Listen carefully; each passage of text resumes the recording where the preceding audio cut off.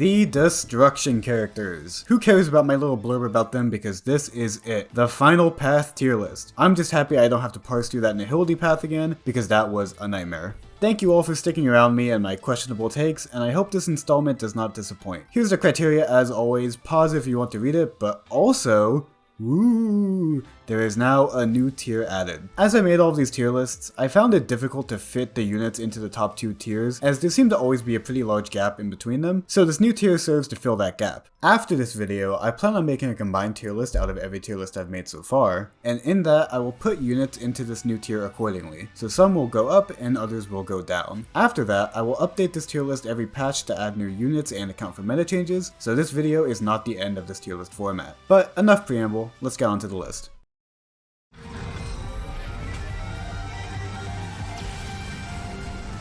Well, here we go. Destruction MC. I am pretty confident in saying that this is the worst unit in the entire game, and I don't think it's that close. A lot of people might call Arlen worse, but Destruction MC is special in that he is mutually exclusive with other units. First, there's Fire MC, and yeah, he's somewhat usable in some situations, and oh, Harmony MC, one of the best supports in the game. This unit has no discernible niche, with all of their traces and eidolons buffing their attack and crit to a level that still ends up being pretty terrible. Their ult is a cool gimmick that allows them to adapt to the enemy layout, but come on, they were bad at release, and now we're in 2.4. Let's just move on, we have 11 units to go through. Seems such a spectacle. Even the top brass. So this visitor is... Man, Arlen got completely destroyed from how good he was in the beta. Sad to see.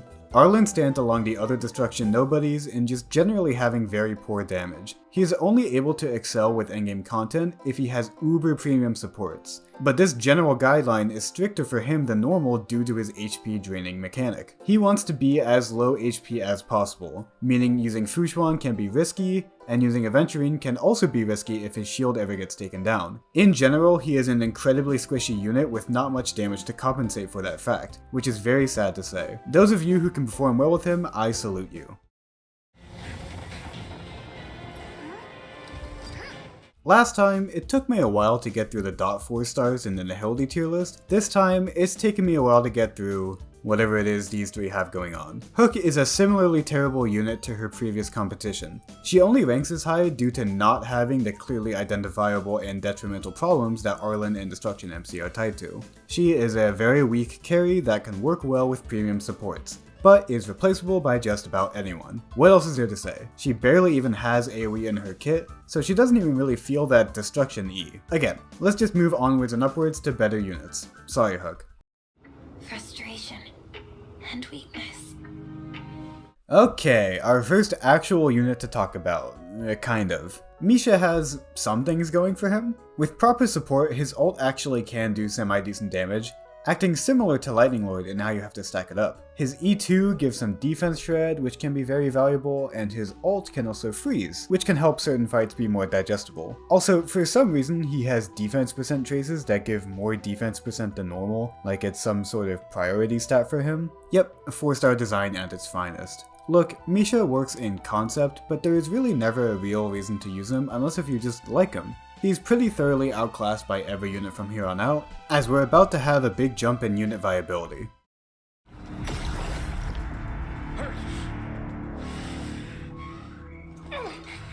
Shui is a very interesting unit, being a break unit that was released before Super Break, giving her a storied history as a unit. Nowadays, if the enemies are set up well for her, she can perform exceptionally well.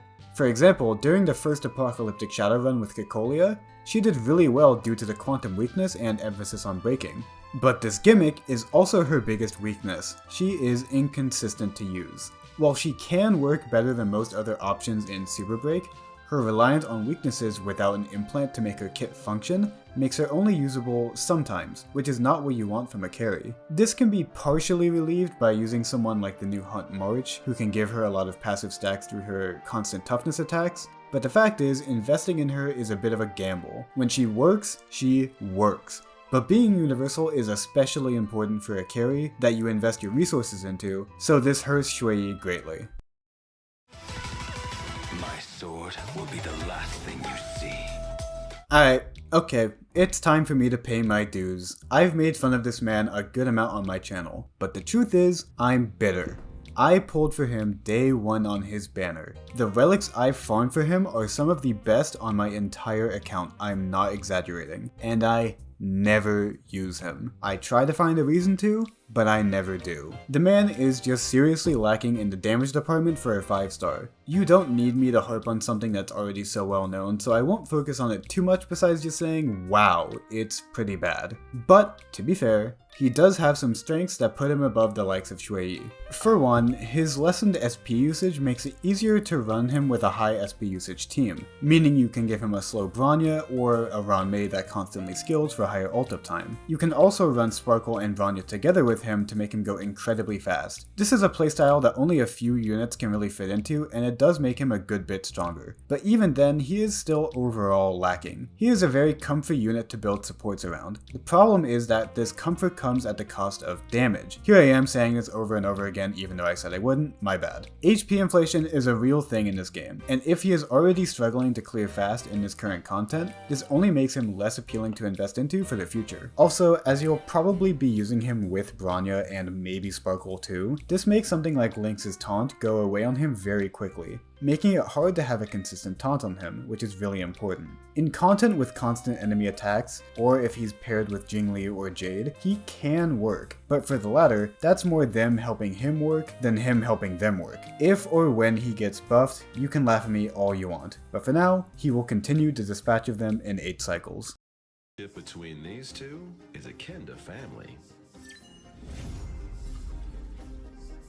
Clara, in my opinion, is the ultimate comfort unit. She is tanky, requires little investment to get going, and is completely serviceable despite being on the standard banner. Is she amazing? No. But investments that generally make your account better also help her, like getting Sparkle or Robin, as both boost her greatly. Her slow returns make her more amicable to the likes of Lynx's taunt, and her countering after every hit, rather than blades every 5, means that she has an easier time picking off small fry enemies, which is usually important for proccing turbulence buffs in pure fiction. For newer accounts, it's generally recommendable to start with investing in supports before going for carries, but this leads to an awkward time where you have a good account besides carries who can actually clear content. Clara, in this common situation, is the ultimate solution. A potentially free unit who can clear content just fine. Not fast, but fine. Given how few people actually build their account around pure fiction, a legitimate niche there is pretty valuable. And even though she isn't the best there, she can be serviceable, which oftentimes is all an account needs when the other side can be 40k'd with a Himiko Herta. She is a useful backbone for an account, but as you've probably assumed, the true backbone has yet to show herself.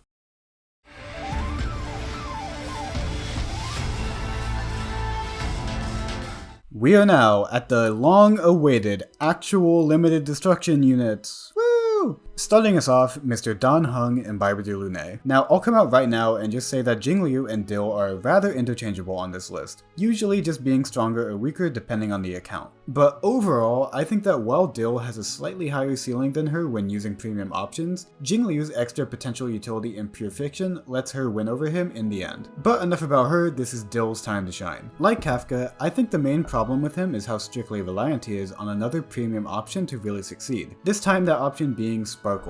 Without Sparkle, Dill really is not anything special, and unlike other units like the break carries who rely on Ranmei for their true potential, not only does Dill rely on his carry more so to stand out, but Sparkle is just generally less desirable than Ranmei for an account, making his use case slightly more niche. Otherwise, Dill's high SP usage makes his team building around him rather strict, as not only does he need to be slower than his team so that they have time to generate SP, but it means his supports have to be pretty stingy in their SP usage, which can make rotations pretty awkward.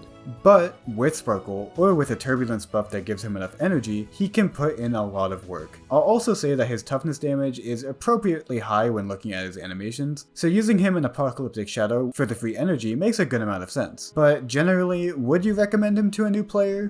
Probably not, unless if they want his E2, which yes, E2 Dill is absolutely insane, I would be crazy not to mention that. Maybe when he gets a set that is actually geared for him, his numbers can be as good as they looked when he first released. I guess this puts him in the same coping bin as Blade, how fitting. With this blade as my core, the inner self is purged.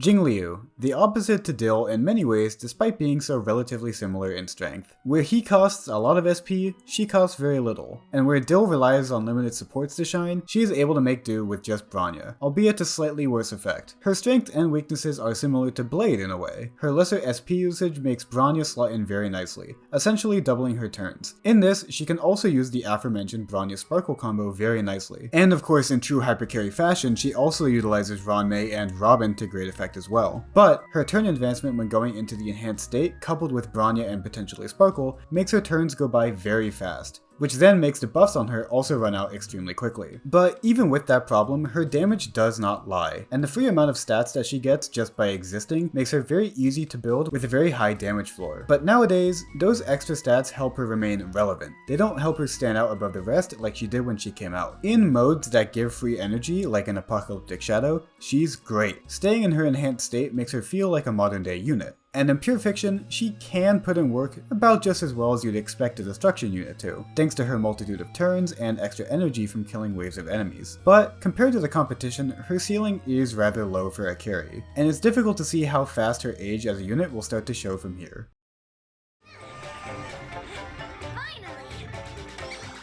The newest unit on this list, Better Clara, is a surprisingly difficult unit to rank. One thing I didn't touch on much with Clara was how dependent these counter units are to the enemy lineup, giving them a similar weakness to Shui Yi in that sense. But I find that what gives Yunli the edge over Dill and Jingliu is her ability to work well in every mode, acting as a Swiss Army knife for an account.